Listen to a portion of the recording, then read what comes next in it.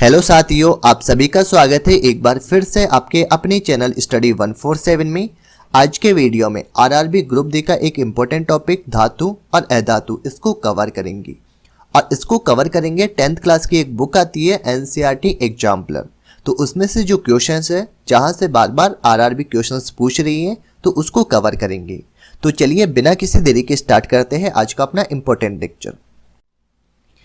अब question number first है, धातुएं निम्नलिखित में से कौन सा गुणधर्म नहीं दर्शाती है। ऑप्शन नंबर फर्स्ट है विद्युत की चालक होती है, तो धातुएं यह विद्युत की चालक होती है। और इसमें से भी चांदी यह तो विद्युत का सर्वोच्चम चालक है। और शीशे की बात की जाए तो शीशा हो जाएगा निम्नतम चालक। ध्वनिक प्रकृति होती है, यानी धातुएं ध्वनि उत्पन्न करती है, बिल्कुल सही बात है। नेक्स्ट है ऑप्शन नंबर सी, द्युतिहीनता का गुण। तो ये वाला गुण जो है ये हो जाएगा इसमें सही, यानी धातुओं के अंदर द्युतिहीनता यानी जो डलनेस का गुण है यह नहीं पाया जाता। डलनेस का गुण पाया जाता है अधातुओं के अंदर। एक अपने पास में तन्यता, तो धातुओं के अंदर तन्यता का गुण पाया जाता है। तन्यता क्या होता है कि जो तार वगैरह होते हैं इनको पतली तार के रूप में बनाया जाता है। जैसे कि अपन एग्जाम्पल की बात की जाए तो 1 मिलीग्राम गोल्ड की बात की जाए तो 1 मिलीग्राम गोल्ड इससे 200 मीटर लंबा तार बनाया जा सकता है। तो ये होता है तन्यता का गुण, जो कि धातुओं के अंदर नहीं पाया जाता। जबकि तो द्युतिहीनता का गुण है यानी डलनेस का गुण है, यह पाया जाता है अधातुओं के अंदर। चलिए यहीं पे हम धातुओं से रिलेटेड कुछ इंपॉर्टेंट गुणों को कवर कर लेते हैं। सबसे पहले क्वेश्चन की बात की जाए तो एक तो इनमें गुण पाया जाता है आघात वर्धनीयता का। आघात वर्धनीयता क्या होती है कि इनको पीट कर पतली चादरें बनाई जाती हैं। और इसमें से भी सोना चांदी ये सर्वाधिक आघात वर्धनीय है। एक होता है इनमें के अंदर धातुओं के अंदर तन्यता का गुण पाया जाता है, जैसे कि इसको पतली तार के रूप में बनाया जाता है। जैसे भी मैंने बताया था कि 1 मिलीग्राम गोल्ड इससे 200 मीटर लंबा तार बनाया जा सकता है। यह एक तो होता है अपने पास में ऊष्मा की और एक होता है अपने पास में विद्युत। इन दोनों की ये चालक होती है। तो ऊष्मा और विद्युत इन दोनों की ये सुचालक होती है। धातुएं क्या होती है कि चमकदार भी होती है। लेकिन यहीं पे एक अपवाद पाया जाता है। एक तो होता है एल्यूमिनियम और एक पाया जाता है अपने पास में मैग्नीशियम।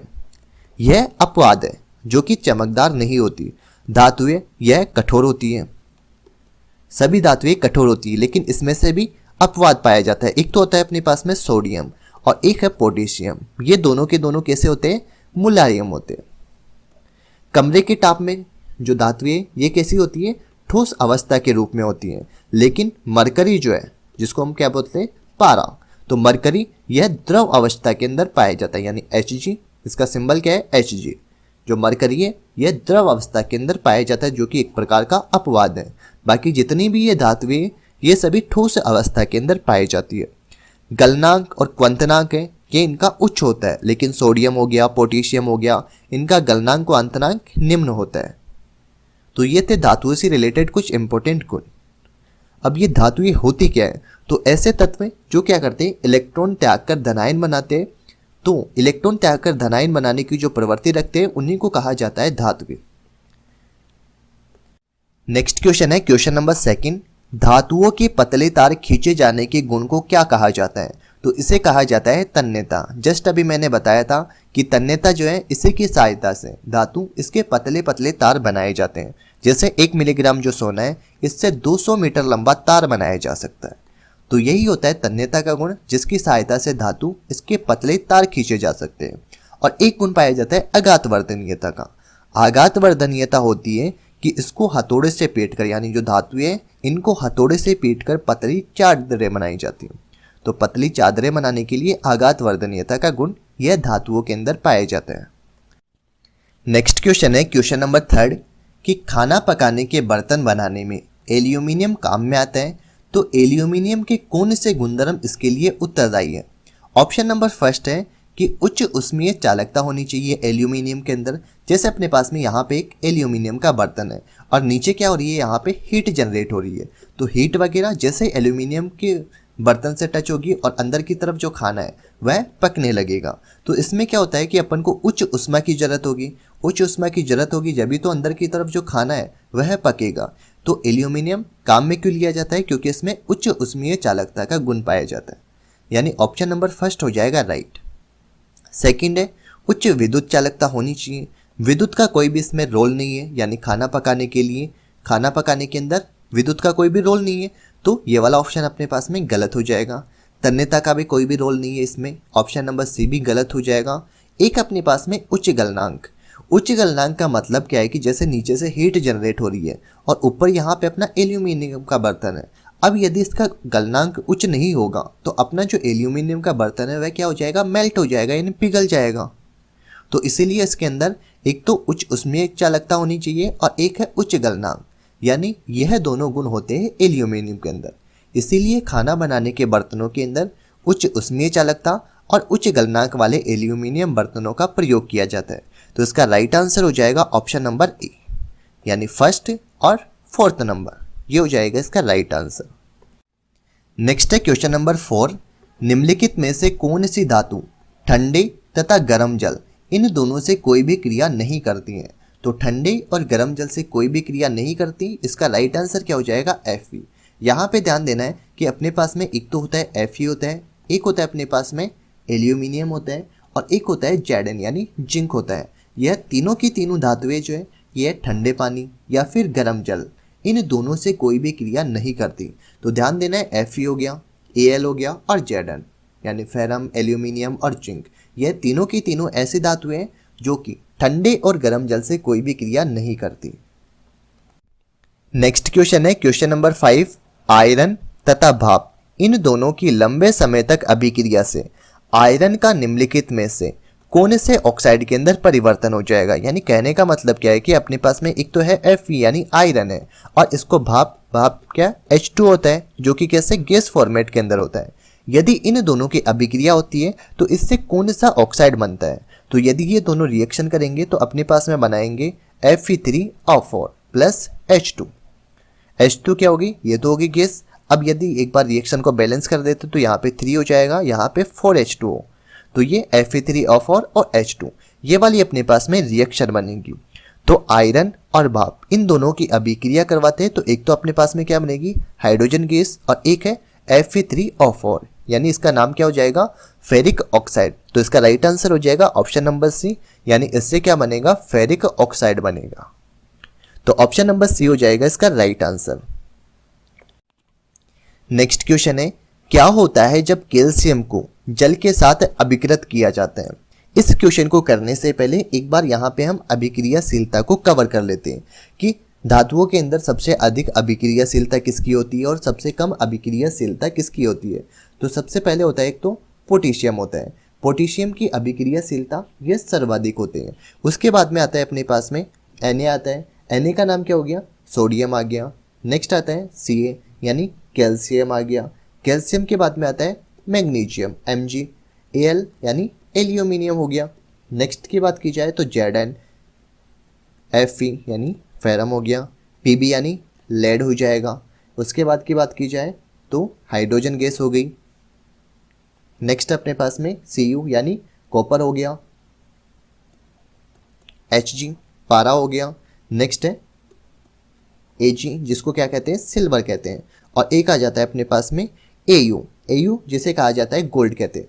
तो सबसे अधिक अभिक्रियाशीलता की बात की जाए तो सर्वाधिक अभिक्रियाशीलता होती है ये पोटेशियम की होती है और सबसे कम अभिक्रियाशीलता होती है एल्यूमिनियम की होती है।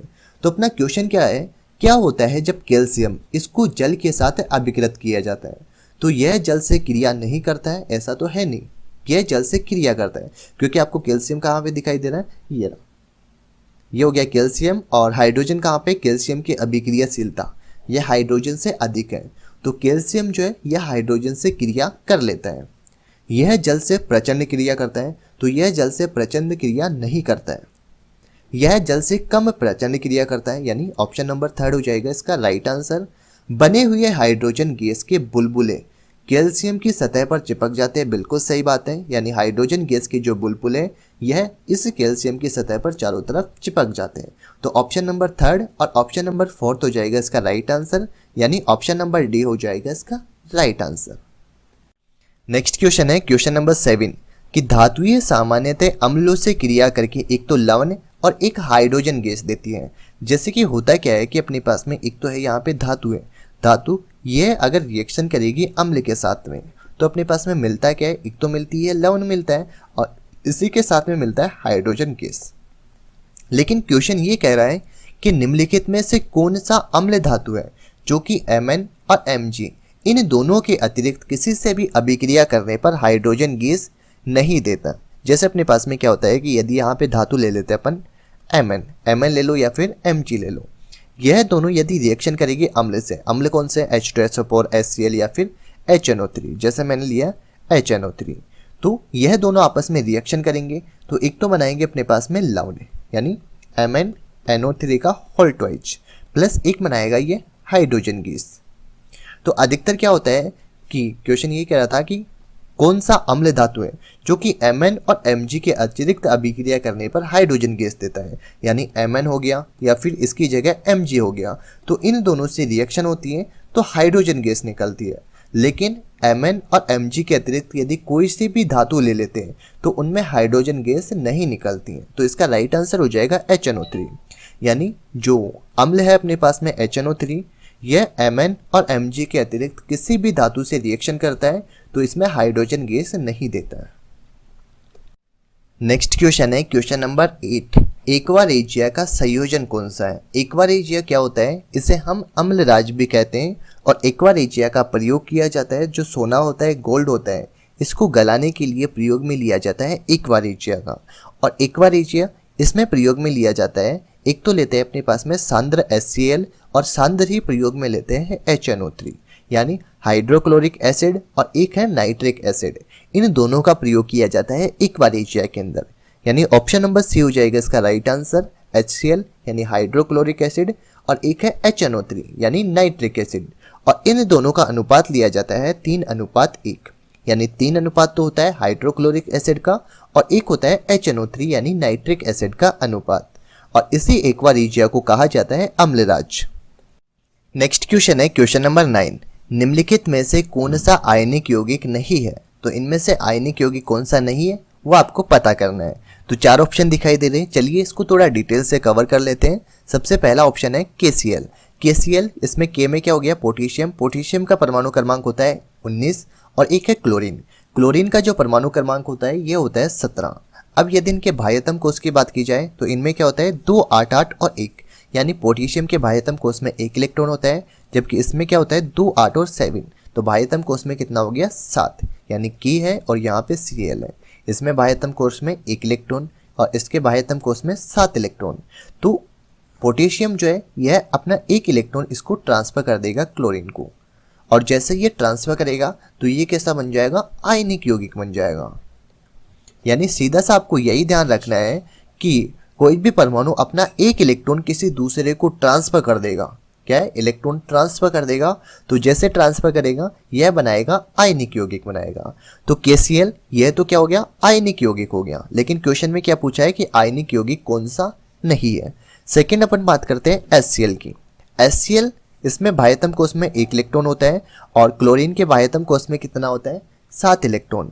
अब यदि यहाँ पे हाइड्रोजन 1 इलेक्ट्रॉन इसको ट्रांसफर कर देगा तो इसके पास में तो क्या हो गया 0 इलेक्ट्रॉन, और 0 इलेक्ट्रॉन ये तो कभी भी पॉसिबल नहीं है, तो ये दोनों क्या करेंगे आपस में इस इलेक्ट्रॉन का साझा कर लेंगे, और जैसे ही साझा करेंगे तो ये कैसा बनाएंगे सहसंयोजन आबंध बनाएंगे। तो सहसंयोजन आबंध बनाएंगे, यानी ऑप्शन नंबर बी हो जाएगा इसमें राइट आंसर HCl, क्योंकि यह आयनिक यौगिक नहीं है, ये कौन सा हो गया सहसंयोजन आबंध बना रहा है। नेक्स्ट क्वेश्चन की बात की जाए तो क्वेश्चन नंबर 3 है CCl4, यानी जैसे यहाँ पे एक सेकेंड ये हो गया यहाँ पे C और इसकी तरफ क्या है क्लोरीन है, ये यहाँ पे Cl है, ये यहाँ पे Cl है, ये यहाँ पे और ये रहा Cl। अब कार्बन के पास में बाह्यतम कोष में 4 इलेक्ट्रॉन है, क्लोरीन के पास में कितने हैं टोटल 7 इलेक्ट्रॉन इसके अंदर पाए जाते हैं। तो यह भी क्या है आपस में इलेक्ट्रॉन वगैरह इनका साझा कर लेंगे, तो यह भी कैसा बनाएंगे सहसंयोजन आबंध बनाएंगे। तो ऑप्शन नंबर 3 भी हो जाएगा इसके अंदर राइट आंसर। नेक्स्ट क्वेश्चन है, नेक्स्ट अपने पास में NaCl, ये हो गया यहाँ पे Na हो गया और एक हो गया अपने पास में Cl। तो NaCl Na के अंदर बाह्यतम कोष में 1 इलेक्ट्रॉन और Cl के पास में हो गया 7 इलेक्ट्रॉन, तो Na क्या करेगा अपना 1 इलेक्ट्रॉन Cl को दे देगा, और जैसे ये देगा तो मैंने क्या बोला था कि जहाँ पर भी ट्रांसफर की बात आए यानी 1 इलेक्ट्रॉन ट्रांसफर कर दिया वहाँ पे कौन सा बनाता है आयनिक यौगिक हो जाते हैं। तो NaCl ये कैसा है आयनिक यौगिक, यानी KCl और NaCl तो आयनिक यौगिक है, जबकि HCl और एक है CCl4 यह दोनों आयनिक यौगिक नहीं है।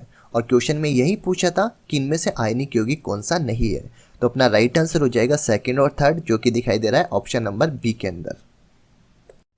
नेक्स्ट क्वेश्चन है क्वेश्चन नंबर 10। निम्नलिखित में से कौन सा गुणधर्म सामान्यतः आयनिक यौगिकों के द्वारा प्रदर्शित नहीं किया जाता। तो इसका राइट आंसर हो जाएगा ऑप्शन नंबर बी, यानी ठोस अवस्था में विद्युत चालकता यह आयनिक यौगिकों के द्वारा प्रदर्शित नहीं किया जाता।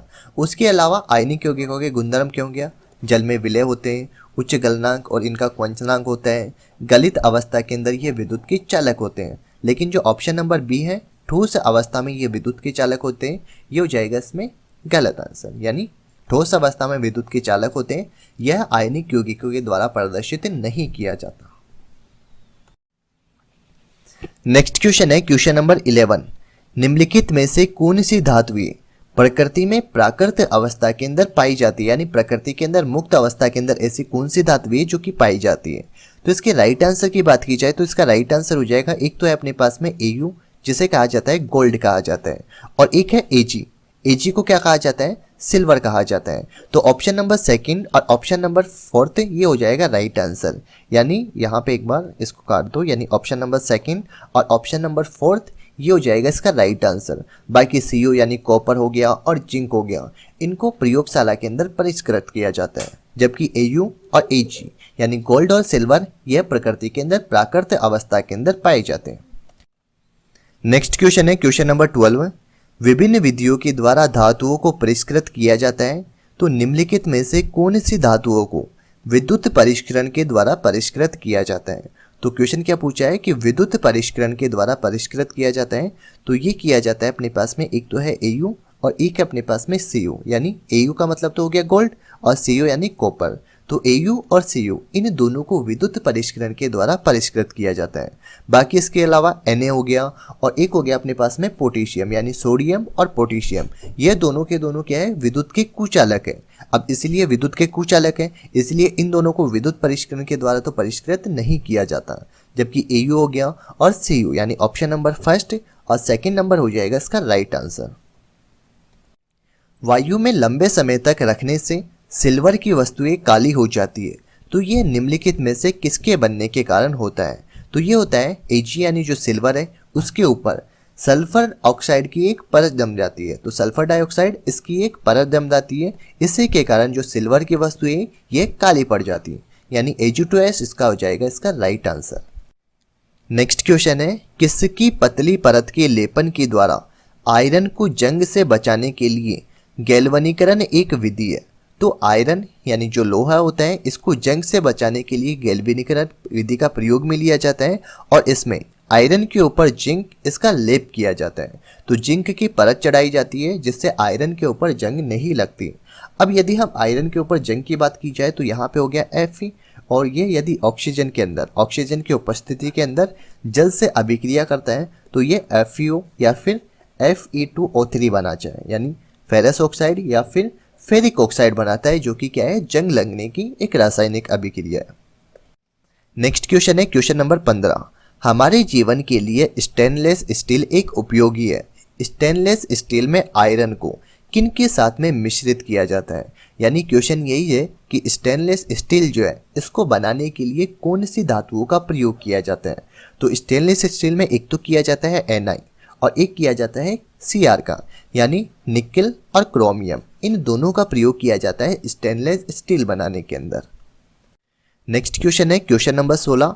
यदि कॉपर को वायु में खुला छोड़ दिया जाता है तो यह अपनी चमकीली भूरी सतह को खो देता है तथा हरे रंग की परत प्राप्त करता है। तो ये किसके निर्माण के कारण होता है।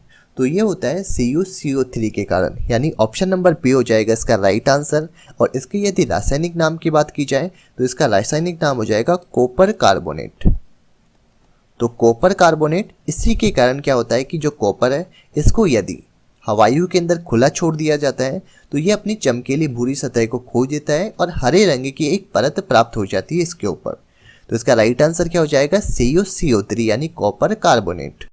नेक्स्ट क्वेश्चन है धातुएं सामान्य से ठोस प्रकृति की होती है, लेकिन निम्नलिखित में से कौन सी धातु कमरे के ताप पर द्रव अवस्था के अंदर पाई जाती है।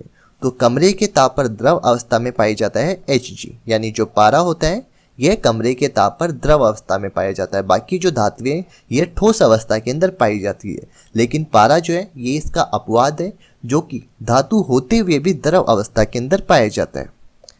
नेक्स्ट क्वेश्चन है, निम्नलिखित में से कौन सी धातुएं गलित अवस्था में उनकी क्लोराइडों की विद्युत अपघटन से प्राप्त किया जाता है? तो ये प्राप्त किया जाता है, एक तो अपने पास में है सोडियम और एक अपने पास में कैल्शियम, यानी ऑप्शन नंबर 1 और ऑप्शन नंबर 2 ये हो जाएगा राइट आंसर, यानी सोडियम और कैल्शियम। ये दो ऐसी धातुएं जो कि गलित अवस्था में उनके क्लोराइडों के विद्युत अपघटन से प्राप्त होता है, यानी इसका राइट आंसर हो जाएगा option number D. Next question है, सामान्यतः अधातुएं यह चमकीली नहीं होती, लेकिन निम्नलिखित में से कौन सी अधातु है जो कि चमकीली है? अब यहाँ पे बात की जा रही है अधातुओं की। तो अधातु ऐसे तत्व होते हैं जो कि इलेक्ट्रॉन को ग्रहण करते हैं और ऋणायन बनाते हैं। अब यहीं पे यदि अधातुएं जो है इनके गुणधर्म की बात की जाए तो इनके कुछ बेसिक गुणधर्म है जिनको थोड़ा सा कवर कर लेते हैं। अधातुएं जो है ये सामान्यतः कैसे पाई जाती है? एक तो होती है ठोस के अंदर और एक होती है ये गैस फॉर्म के अंदर, यानी ठोस हो गया या फिर गैस की अवस्था के अंदर पाई जाती है। लेकिन इसमें एक होता है ब्रोमीन। ब्रोमीन जो है यह एक प्रकार का अपवाद है जो कि कैसे होता है? द्रव अवस्था के अंदर पाए जाते हैं। इसी के अलावा अधातुएं यह ताप होगी और इसी के अलावा जो विद्युत है इन दोनों की कुचालक होती है। लेकिन एक अपवाद पाया जाता है इसके अंदर ग्रेफाइट का। ग्रेफाइट जो है यह विद्युत का कैसा होता है? चालक होता है। अधातुएं यह न तो चमकीली होती है, न ही आघातवर्धनीय होती है और न ही ये तन्य होती है। लेकिन यहाँ पे एक पाया जाता है आयोडीन। आयोडीन जो है ये चमकीला होता है। बाकी इसके अलावा जितनी भी ये अधातुएं ये चमकीली नहीं होती। तो इसका राइट आंसर क्या हो जाएगा? ऑप्शन नंबर डी, यानी आयोडीन जो कि चमकीली एक अधातु है। नेक्स्ट क्वेश्चन है, निम्नलिखित 4 धातुओं में कौन सी उसके लवण के विलयन से अन्य 3 धातुओं के द्वारा विस्थापित की जाती है? यानी कि आपको 4 ऑप्शन दिखाई दे रहे हैं आपको, ए, बी, सी और डी। इनमें से कौन सी ऐसी धातु है जो कि अन्य 3 धातुओं के द्वारा विस्थापित की जाती है? इसके लिए मैंने अभी एक बताया था कि जो अभिक्रियाशीलता थी उस गुण को बताया था कि सर्वाधिक अभिक्रियाशीलता किसकी होती है? पोटेशियम की होती है। उसके बाद में हो गया अपने पास में Na सोडियम हो गया, कैल्शियम हो गया, Mg यानी मैग्नीशियम हो गया। उसके बाद में आता है एल्यूमिनियम आता है। नेक्स्ट आता है जिंक आता है। जिंक के बाद की बात की जाए तो ये आ गया फेरिक आ गया। नेक्स्ट है Pb जिसे लेड कहा जाता है। नेक्स्ट है हाइड्रोजन, कॉपर। उसके अलावा Hg हो गया। नेक्स्ट है Ag को क्या कहा जाता है? सिल्वर कहा जाता है। और एक है Au। तो ये है अभिक्रिया का बढ़ता हुआ क्रम। ये बढ़ता हुआ क्या? घटता हुआ क्रम। यानी सर्वाधिक अभिक्रियाशील धातु कौन सी हो जाएगी? ये हो जाएगी अपने पास में पोटेशियम। और सबसे कम अभिक्रियाशीलता की बात की जाए तो ये हो जाएगा Au का, यानी गोल्ड का। तो इसमें से यदि राइट आंसर की बात की जाए तो इसका राइट आंसर क्या हो जाएगा अपने पास में? तो इसमें जिसकी अभिक्रियाशीलता कम होगी वह विस्थापित हो जाएगी। जैसे Mg आपको यहाँ पे दिखाई दे रहा है। Ag कहाँ पे दिखाई दे रहा है? Ag आपको दिखाई देगा ये रहा यहाँ पे Ag। Zn कहाँ पे? ये रहा Zn हो गया। और एक है Cu यानी कि कॉपर, ये वाला यहाँ पे दिखाई देगा कॉपर। तो इनमें से सबसे कम अभिक्रियाशीलता Mg की है नहीं, Zn की है नहीं, Cu यानी कॉपर की भी नहीं है। तो सबसे कम अभिक्रियाशीलता किसकी हो जाएगी? Ag। यानी Ag जो है ये इसको विस्थापित कर देगी। जो Mg है, Zn है और Cu है, ये तीनों के तीनों धातुएं जो है यह Ag को विस्थापित कर देगी। और क्वेश्चन में यही पूछा है कि इन 3 धातुओं में से कौन सी विस्थापित की जा सकती है? तो जो Ag है यह विस्थापित की जा सकती है। नेक्स्ट क्वेश्चन है 21 नंबर का क्वेश्चन कि 3 चिन्हित परख नलियां है ABC, यानी एक तो A नंबर की परख नली है, एक है B नंबर की और एक है C नंबर की परख नली। और इन तीनों परख नलियों में क्रम से सांद्र HCl HNO3 और एक में है HCl और HNO3 का मिश्रण। यानी एक में तो क्या हो गया? HCl पाया जाता है, एक में पाया जाता है अपने पास में HNO3 पाए जाते हैं। और जो 3rd नंबर की परख नली है उसमें एक तो HCl है और एक इसी के अंदर क्या हो गया? HNO3 यानी नाइट्रिक ऑक्साइड। ये दोनों पाए जाते हैं और इसका अनुपात कितना है इसके अंदर? 3:1। तो अब इसमें HCl और HNO3 ये दोनों मिलके क्या बनाते हैं? एक बार एजिया बनाते हैं। तो ये क्या बना रहे? एक बार एजिया बनाते हैं। अब एक्वारेजिया, आप सभी को पता है एक्वारेजिया क्या होता है, इसके अंदर गोल्ड जो है, सोना, यह घुल जाता है और प्रत्येक के अंदर क्या है 2 ml लिया हुआ है। तो प्रत्येक परख नली में एक धातु का एक छोटा सा टुकड़ा डाला जाता है। परख नली ए तथा बी के अंदर तो कोई भी परिवर्तन नहीं होता, लेकिन जो परख नली सी है इसमें धातु घुल जाती है। तो वो धातु कौन सी है? तो एक तो है HCl, एक में है HNO3। इन दोनों में कोई भी धातु डाली जाती है तो इन दोनों में तो कोई भी रिएक्शन नहीं होती, लेकिन ऑप्शन नंबर सी यानी जो परख नली सी है इसके अंदर कोई भी ये धातु का टुकड़ा डाला जाता है, एक धातु का टुकड़ा है वो डाला जाता है तो वो इसमें घुल जाता है। तो वो धातु का टुकड़ा कौन सा हो जाएगा? तो वो धातु का टुकड़ा कौन सा हो जाएगा? Au यानी जो गोल्ड है वो हो जाएगा, क्योंकि गोल्ड यह एक्वारेजिया के अंदर घुल जाता है। यानी HCl और सांदर HNO3 इन दोनों का जो 3:1 का अनुपात लिया जाता है वो मिलके बनाता है एक्वारेजिया और इसके अंदर गोल्ड यह घुल जाता है। तो धातु कौन सी हो सकती है? गोल्ड, यानी ऑप्शन नंबर बी हो जाएगा इसका राइट आंसर। नेक्स्ट क्वेश्चन है, एक मिश्र धातु क्या है? तो मिश्र धातु वह होती है जो कि 2 या फिर 2 से अधिक धातुओं का एक समांगी मिश्रण है। यानी एक समांगी मिश्रण होता है वही क्या होती है? मिश्र धातु। यानी 2 या 2 से अधिक धातुओं का जो समांगी मिश्रण है उसे कहा जाता है मिश्र धातु।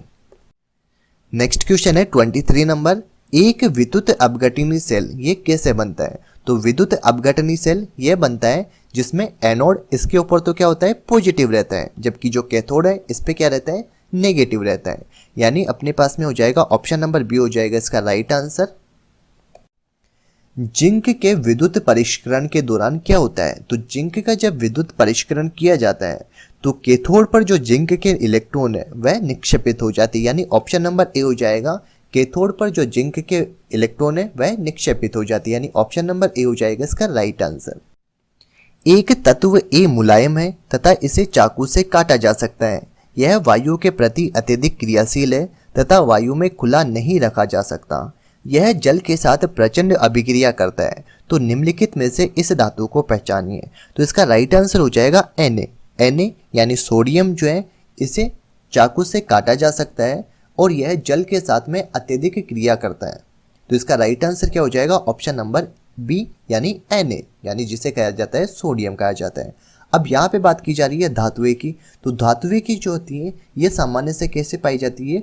कठोर अवस्था के अंदर पाई जाती है, लेकिन कुछ अपवाद है। जैसे कि हो गया अपने पास में सोडियम हो गया, एक होता है अपने पास में पोटेशियम होता है और एक होता है लिथियम, जो कि कैसे पाए जाते हैं? अपने पास में मुलायम अवस्था के अंदर पाए जाते हैं। नेक्स्ट क्वेश्चन है, मिश्र धातु एक धातु का अथवा एक धातु या फिर अधातु का समांगी मिश्रण है। तो निम्नलिखित में से कौन सी मिश्र धातु है उसके अवयवों के साथ में एक अधातु लगती है? यानी क्वेश्चन क्या कह रहा है कि मिश्र धातु जो है इसमें क्या होता है कि या तो धातु धातु होती है या फिर एक तो क्या होता है अपने पास में धातु होता है और एक क्या होता है अधातु। तो ऐसा कौन सा अवयव है जिसके अंदर एक तो धातु पाया जाता है और एक पाया जाता है अधातु? तो इसके राइट आंसर की बात की जाए तो इसका राइट आंसर हो जाएगा स्टील। स्टील में क्या होता है? एक तो होता है Fe जो कि कैसा है? ये तो हो गया अपने पास में मेटल हो गया यानी धातु हो गया, और इसी के अलावा अधातु इसके अंदर क्या पाया जाता है? कार्बन। तो कार्बन यह होता है एक प्रकार का अधातु जिसे कहा जाता है नॉन मेटल।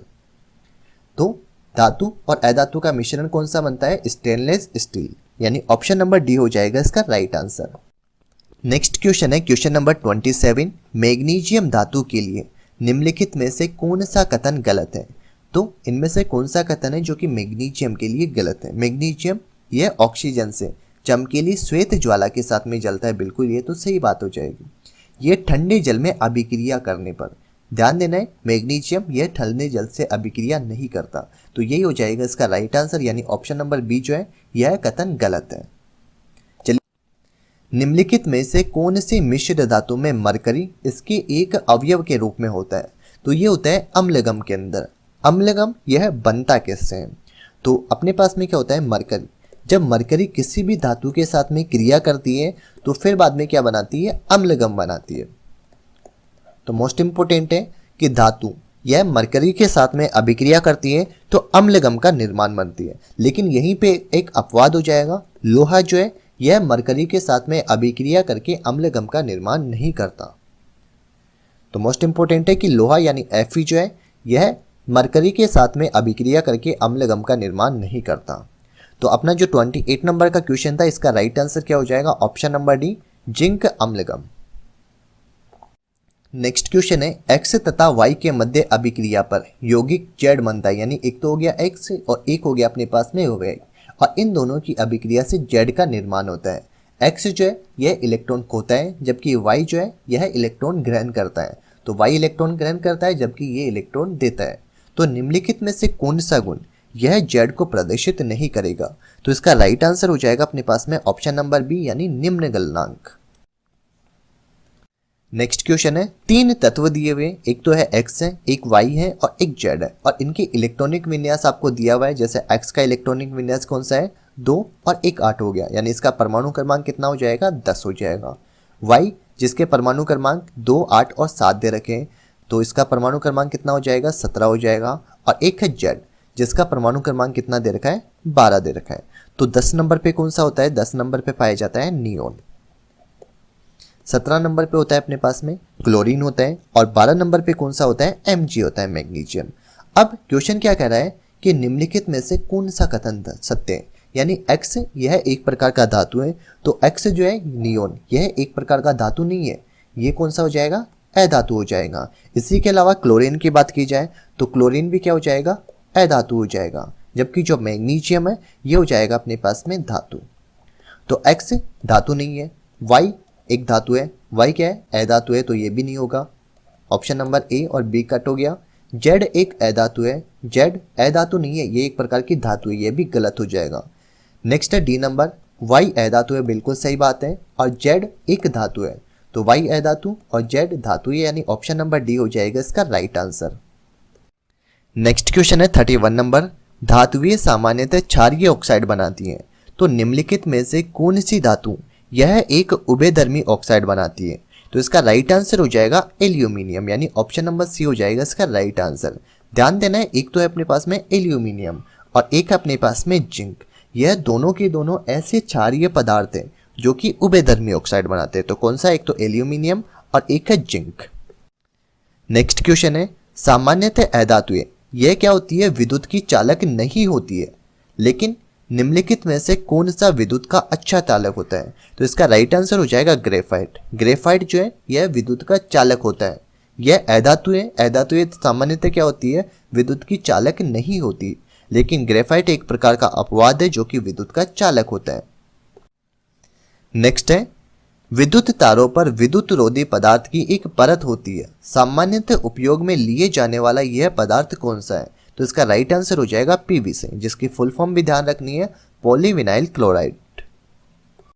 नेक्स्ट क्वेश्चन है 34 नंबर, निम्नलिखित में से कौन सी अधातु यह एक द्रव है, तो अधातु की बात की जा रही है। अधातुएं आप सभी को पता है सामान्यतः ये कैसे पाई जाती है, या तो ठोस अवस्था में पाई जाती है या फिर पाई जाती है ये गैसीय अवस्था के अंदर।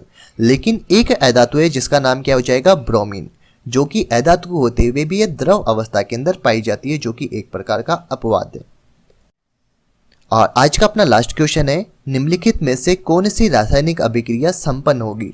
रासायनिक अभिक्रिया संपन्न होने से पहले आपको ये ध्यान रखना है कि धातुओं की जो क्रियाशीलता है, अभिक्रियाशीलता है, ये मैंने पहले भी बताया था, सबसे अधिक पोटेशियम की होती है, फिर आता है अपने पास में Na, Ca हो गया, नेक्स्ट है Mg हो गया, एल्यूमिनियम, उसके बाद में Zn, नेक्स्ट हो गया अपने पास में Fe हो गया। यदि आगे बढ़ते हैं तो ये हो गया Pb, फिर HCu यानी कॉपर हो गया, Hg, Ag, और एक है अपने पास में Au। ये क्या है, अभिक्रिया का घटता हुआ क्रम है। सबसे अधिक अभिक्रिया पोटेशियम की हो गई और Au की अभिक्रियाशीलता सबसे कम हो गई। अब अपने पास में ऑप्शन दिखाई दे रहे हैं, आपको 4 ऑप्शन दिखाई दे रहे हैं, Mg है और Fe। Mg आपको यहाँ पे दिखाई दे रहा है और Fe आपको यहाँ पे दिखाई दे रहा है। तो Mg की अभिक्रियाशीलता Fe से अधिक है, तो ये रिएक्शन होगी नहीं। Zn, इसकी अभिक्रियाशीलता Fe, तो Zn कहाँ पे दिखाई दे रहा है आपको, यहाँ पे ये रहा Zn और ये रहा यहाँ पे Fe। तो Zn की अभिक्रियाशीलता ये किससे, Fe से अधिक है, तो ये वाले भी रिएक्शन पॉसिबल नहीं होगी। नेक्स्ट यदि आगे बात करें सी नंबर, Mg और Pb। Mg ये रहा आपको यहाँ पे Mg, और Pb कहाँ पे दिखाई दे रहा है, ये रहा। तो Mg की अभिक्रियाशीलता Pb से अधिक है, तो ये भी रिएक्शन नहीं होगी। और लास्ट है अपने पास में डी नंबर का ऑप्शन। डी में क्या है, Cu और एक है Fe। Cu यानी कॉपर और ये ना Fe। इसमें क्या है Fe इसकी अभिक्रियाशीलता कॉपर से अधिक है, तो ये वाली रिएक्शन इसमें सही हो जाएगी, यानी CuSO4 प्लस Fe। ये रिएक्शन बिल्कुल सही हो जाएगी। जैसे रिएक्शन कंप्लीट होगी तो ये कैसे बनाएगा FeSO4 प्लस Cu, तो ये रिएक्शन कंप्लीट हो जाएगी। बाकी इन तीनों के अंदर कोई भी रिएक्शन नहीं बनेगी। तो ये था आज का हमारा इंपॉर्टेंट वीडियो। अगर आपको हमारा ये वीडियो अच्छा लगा हो, आपको हमारी मेहनत अच्छी लगी हो, तो हमारे यूट्यूब चैनल स्टडी 147 को सब्सक्राइब कीजिए और बेल आइकन को दबाइए लेटेस्ट वीडियो सबसे पहले देखने के लिए। कल हम नेक्स्ट टॉपिक को कवर करेंगे जहां से आरआरबी ग्रुप डी के अंदर क्वेश्चंस पूछे जा रहे हैं। तो एनसीईआरटी बेस्ड की जो 10th क्लास की पुस्तक है जिसका नाम क्या है एनसीईआरटी एग्जाम्पलर, तो इस बुक को सॉल्व करेंगे अपन नेक्स्ट वीडियो के अंदर, जो कि कल उपलब्ध होगा आपको।